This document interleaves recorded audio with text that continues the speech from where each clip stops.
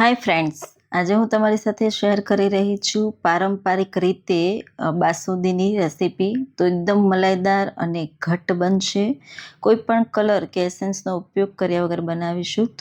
તો ચાલો એકદમ ક્રીમી અને મલાઈદાર આપણે બાસુંદી બનાવીએ. તો મેં આજે ઓનલાઈન દૂધ મંગાવ્યું હતું અને દૂધ પણ હું આજે ઘરે જ આવી ગયું. તો મેં અહીંયા 1.5 લીટર જેટલું દૂધ લીધું છે.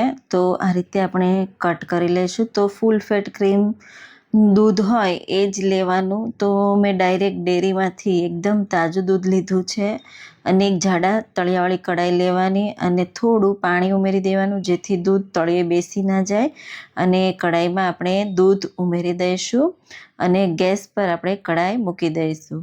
હવે ગેસની ફ્લેમ ચાલુ કરી દઈશું અને દૂધનો એક ઉફાણ આવે ત્યાં સુધી થવા દઈશું. પછી આપણે આ રીતે સતત ચલાવીશું.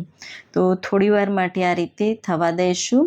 ગરમ થઈ જાય એટલે આપણે કેસર, તો મેં અહીંયા 1 ટીસ્પૂન લગભગ 20 થી 25 જેટલા તાલ લીધા છે અને 3 ચમચી જેટલું ગરમ દૂધ ઉમેરી દઈશું અને એકદમ સારી રીતે દૂધમાં કેસરને મિક્સ કરી દઈશું.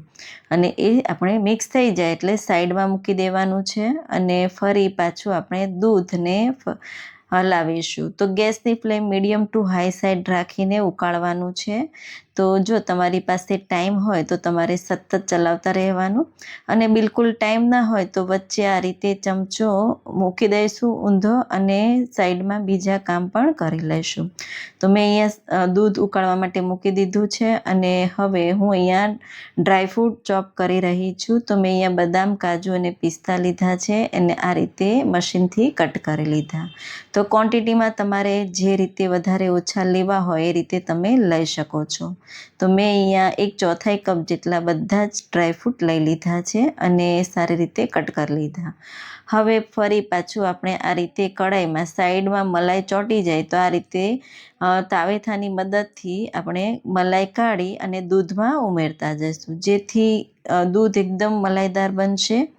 હવે આપણે કેસરવાળું દૂધ ઉમેરવાનું છે, એ ઉમેરી દઈશું અને એકદમ સારી રીતે મિક્સ કરી દઈશું. જેમ જેમ દૂધ ઉકળશે એમ કેસરનો કલર બહુ સારો એવો આવશે અને સ્વાદમાં બહુ ટેસ્ટી એવી લાગશે.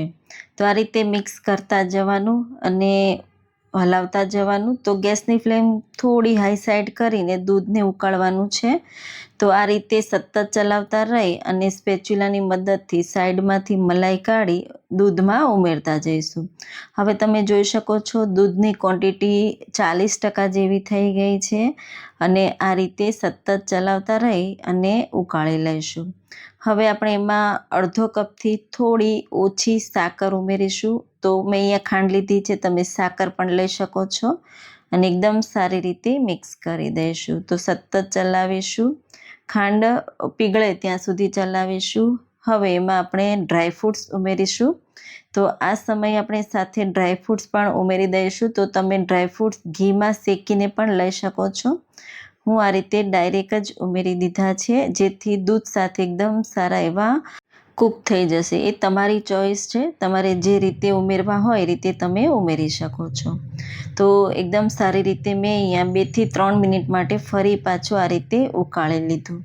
હવે લાસ્ટમાં આપણે 1 ચમચી જેટલો ઇલાયચી પાવડર ઉમેરી દઈશું. તો બહુ સારો એવો ટેસ્ટ અને ફ્લેવર આવશે અને 1 મિનિટ માટે થવા દઈશું. તો તમે જોઈ શકો છો દૂધ ક્વોન્ટિટીમાં 50% જેવું થઈ ગયું છે. તો અડધું દૂધ થાય ત્યાં સુધી આપણે સારી રીતે ઉકાળવાનું છે. તો દૂધ પણ એકદમ સારું એવું ઘટ્ટ થઈ ગયું છે. ઠંડુ થશે પછી વધારે ઘટ્ટ થઈ જશે. તો મેં 2 કલાક માટે ફ્રીઝમાં મૂકી દીધી હતી બાસુંદી.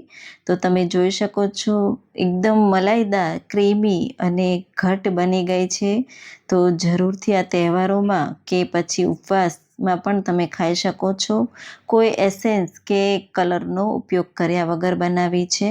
તો બજારમાં મળતી બાસુંદીમાં કન્ડેન્સ મિલ્ક કે પછી મિલ્ક પાવડર કે માવાનો ઉપયોગ કરીને બનાવતા હોય છે. તો હું માત્ર દૂધથી જ આ બાસુંદી મેં રેડી કરી છે. તો જરૂરથી ટ્રાય કરજો. પૂરી સાથે બહુ ટેસ્ટી એવી લાગશે. આવજો.